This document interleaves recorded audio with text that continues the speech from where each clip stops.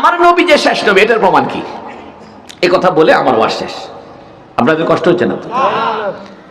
আমার বাসা বগুড়া শহরে। বগুড়া শহরে ইবনে সিনা ডায়াগনস্টিক সেন্টারের দেওয়ালের সঙ্গে লাগানো আমার বাসা। আমি যে মহল্লায় থাকি বগুড়া শহরে, ওই মহল্লায় একজন খ্রিস্টান বেচারা ভাড়া থাকে। তো বেচারা আমারে খুব মহব্বত করে। একদিন আমাকে বলতেছে, হুজুর আমাদের বাসায় আপনার দাওয়াত, খ্রিস্টমাস ডে উপলক্ষে, বড়দিন উপলক্ষে। তো বড়দিন মানে যীশু খ্রিস্টের জন্মদিন, ঠিক কিনা? যীশু খ্রিস্ট মানে ঈসা আলাইহিস সালামকে ওরা বলে নাউজুবিল্লাহ আল্লাহর পুত্র। আমি বললাম, দেখেন আপনাদের বড়দিনের দাওয়াতে তো আমি যাইতে পারবো না, কারণ আমি যদি বড়দিনের দাওয়াতে যাই তা আল্লাহ কিয়ামতের দিন আমাকে বলবে, এ ফজলুল করিম আমার পুত্র কই পাইছিলা, সিধা জাহান্নামে যাও, ঠিক কিনা? আল্লাহর কোনো পুত্র নাই, আপনাদের এই ভ্রান্ত ধারণা বাদ দেন। তো খ্রিস্টান বেচারা একটু সামান্য মাইন্ড করছে। আমি বললাম, আপনি মাইন্ড করেন না, আপনার দাওয়াত আমি খাবো, তবে বড়দিন পার হয়ে যাক, খ্রিস্টমাস ডে পার হয়ে যাক। আমি বললাম, দেখেন আমার জন্য কিন্তু মুরগি জবাই করিয়েন না, সবজি পাকাইবেন, মাছ পাকাইবেন, কারণ কাফেরের জবাই করা জিনিস খাওয়া জায়েজ নাই। আমাকে বললে, হুজুর ঠিক আছে, আপনার জন্য মাছ আর সবজি। তা আমি মনে মনে চিন্তা করলাম, বেচারার বাসায় যাইতেছি, কিছু তো নিয়ে যেতে হয়, খালি হাতে তো যাওয়া যায় না। তা মিষ্টি নিব না দই নিব চিন্তা করতেছি। করতে করতে হঠাৎ করে মাথায় চিন্তা ঢুকছে যে একটা কোরআন শরীফ নিয়ে যাই। আল্লাহু আকবার। আমি একটা বাংলা অনুবাদওয়ালা কোরআন শরীফ নিয়ে গেলাম, আর সঙ্গে আর একটা কিতাব নিলাম, আর রাহিকুল মাখতুম, আমার নবীজির জীবনীর গ্রন্থ। নবীজি কেমন ছিলেন, নবীজির জীবনটা কেমন ছিল, এগুলো বিস্তারিত লেখা হয়েছে আর রাহিকুল মাখতুমের ভিতরে।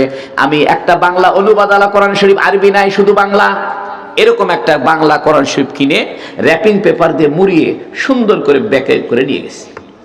তা খ্রিস্টান বেচারা আমাকে বলতেছে, হুজুর এগুলো আবার দই মিষ্টি আনছেন, কি দরকার? আমি বললাম, না না রে, দই মিষ্টি না, এটা সবচাইতে দামি উপহার আনছি আপনার জন্য। বেচারা বুঝতে পারেনি, আমাকে বলতে, হুজুর কি? আমি বললাম, আপনার জন্য একটা কোরআন শরীফ আনছি। আল্লাহু আকবার। তো বেচারা তো চোখ বড় বড় করছে, চিন্তা করছে কি রে। আমি বললাম, দেখেন ঘাবড়ায়েন না, মানুষে মনে করে কোরআন শরীফ মুসলমানদের কিতাব, এটা ভুল কথা। কোরআন শরীফ গোটা পৃথিবীর মানুষের হেদায়েতের কিতাব, হুদাল্লিন নাস, ঠিক কিনা?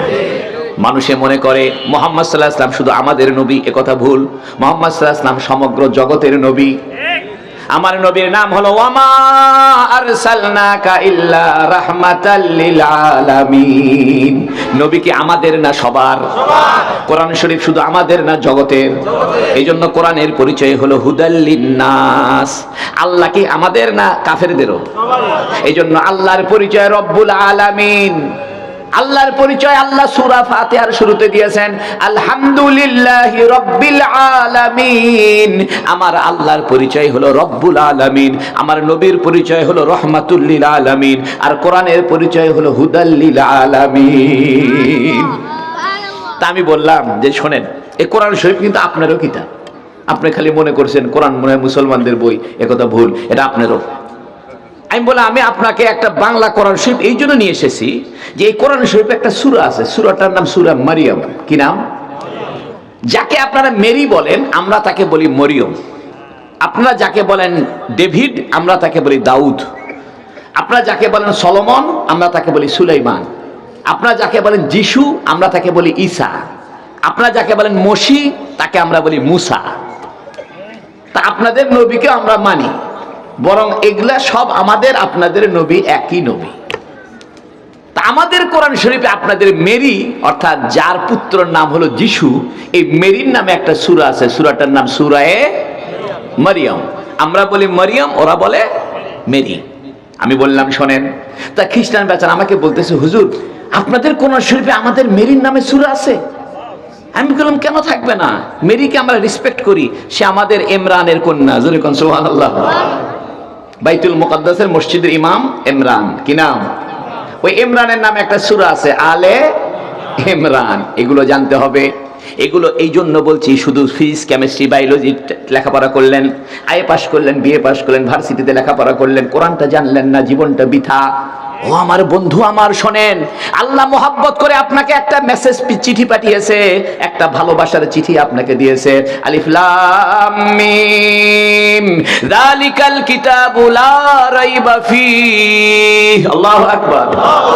আপনার বড় দুঃখ, আপনি কোরআনটা পড়তেই জানলেন না। যারাও বা কোরআন পড়তে জানলেন, বাংলাটা বুঝলেন না।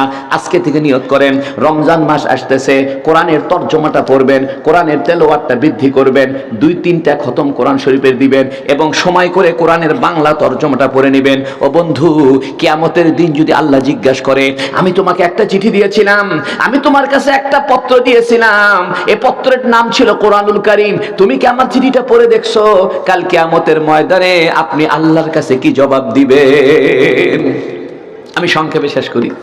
তা খ্রিস্টান বেচারাকে যখন আমি এটা দিছি, দেওয়ার পর বললাম, ব্রাদার, একটু ইংরেজিতে বললাম আর কি, কারণ বেচারা হলো আপনার ফার্মেসিতে লেখাপড়া করেছে, একটা ঔষধ কোম্পানির এরিয়া ম্যানেজার, অনেক টাকা বেতন পায়, ধনী মানুষ।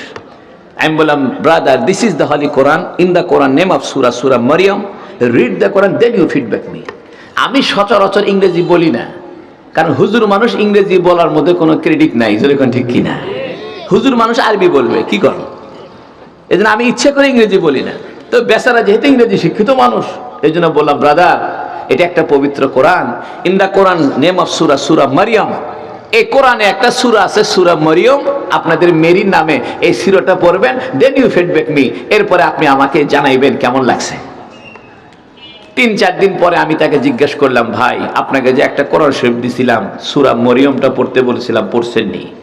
তো বেচারা আমার একটা, হুজুর, আমার তো সময় হয় নাই। আমি কই, এটা একটা কথা? মহব্বত করে একটা জিনিস পড়তে দিছি, পুরো কোরআন শরীফ পড়ার দরকার নাই, খালি সূরা মারইয়ামটা পড়বেন, কারণ সূরা মারইয়ামের মধ্যে আপনাদের যিশুর জন্ম বৃত্তান্ত আছে। এই সূরাটা পড়তে বলার আরেকটা কারণ আছে। নাজরান থেকে একদল খ্রিস্টান এসেছিল নবীজির কাছে দেখা করতে। নবীজি তখন খ্রিস্টান পণ্ডিতকে সূরা মারইয়াম পড়ে শোনাইছিলেন। সুবহানাল্লাহ। খ্রিস্টান পণ্ডিতরা চোখের অশ্রু ছেড়ে দিয়েছিল এবং সূরা মারইয়াম পাঠ করার কারণে মুসলমান হয়ে গিয়েছিল। আমিও মনে মনে নিয়ত করছি, এই বেচারা খ্রিস্টানকে সূরা মারইয়ামটা পড়তে বলবো, কারণ খ্রিস্টান পণ্ডিত যারা নাজরান থেকে এসেছিল নবীজির সঙ্গে দেখা করার জন্য মদিনা শরীফে, নবীজি তাদের সামনে সূরা মারইয়াম তেলাওয়াত করে শুনিয়েছিলেন। আমিও মনে মনে ভাবলাম, রাসূল যেহেতু খ্রিস্টান পণ্ডিতদেরকে সূরা মারইয়াম শুনিয়েছেন, আমিও খ্রিস্টানটারে সূরা মারইয়ামটা পড়তে দিই। আল্লাহু আকবার। তো বেচারা 4-5 দিন, 7 দিন, 8 দিন পরে আমি আবার জিজ্ঞেস করছি যে, আপনি সূরা মারইয়ামটা পড়ছেন নি? সে বলতেছে, হুজুর, পড়লাম। আমি, কেমন লাগলো? সে বলতেছে, হুজুর, আপনাদের কোরআন শরীফে প্রথমত আমাদের মেরির নামে সূরা, আর এই সূরার মধ্যে আমাদের যীশু খ্রিস্ট আর মেরি সম্পর্কে এত প্রশংসা রয়েছে, এরকম প্রশংসা তো বাইবেলের মধ্যেও নাই। আল্লাহু আকবার। আমি বললাম, তাহলে দেরি করেন না, মুসলমান হয়ে যান। কারণ কলা আলার কাজ কি? কলা বিক্রি করা। দুধওয়ালার কাজ কি? কাপড়ওয়ালার কাজ কি? আমরা যারা হুজুর মানুষ, আমাদের কাজ হইলো মানুষের কাছে ইসলাম পৌঁছায় দেওয়া। হুজুর ঠিক কিনা? তো বেচারা বলতেছে, হুজুর, আপনি দেখি ডাইরেক্ট অ্যাকশন, একবারে আমাদের দাওয়াত দিলেন। আমি বললাম, দাওয়াত তো দিব, ভালো কাজে দেরি করতে নাই। কি জন্য খ্রিস্টান থাকবেন? কারণ আপনাদের তো এই বাইবেলের কোনো হাফেজও নাই, আমাদের কোরআনের কি আছে?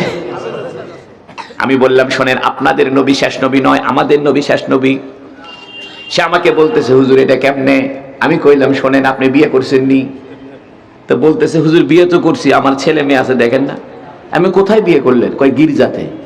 আমি বললাম, তাহলে আপনাদের যিশুর সিস্টেমে, অর্থাৎ ঈসা আলাইহিস সালামের পদ্ধতি অনুযায়ী তো বিয়ে শাদী করছেন, কারণ আপনার নবী ঈসা আলাইহিস সালাম, যিনি যার নবী হবে সেই নবীর পদ্ধতি অনুযায়ী তার জীবন চলবে, ঠিক কিনা? আপনি খ্রিস্টান মানুষ, আপনার জীবন চলবে ঈসা নবীর পদ্ধতিতে, তাহলে আপনার বিয়ে শাদী তো ঈসা আলাইহিস সালামের পদ্ধতি অনুযায়ী করছেন। কয়, হ্যাঁ হ্যাঁ হ্যাঁ। আমি বললাম, মিথ্যা কথা কইেন না, ঈসা আলাইহিস সালাম বিয়েই করে নাই। ঈসা আলাইহিস সালাম কি করে নাই? 33 বছর বয়সে আল্লাহ ঈসাকে আসমানে তুলে নিয়েছেন। ঈসা আলাইহিস সালাম বিয়ে শাদী করেন নাই, সারা জীবনে ঈসা আলাইহিস সালাম যুদ্ধ করেন নাই, ঈসা আলাইহিস সালাম রাষ্ট্র পরিচালনা করেন নাই। আমি বললাম, শোনেন, যে নবী বিয়ে শাদী করে নাই সেই নবীকে আপনি শেষ নবী কেমনে মানবেন?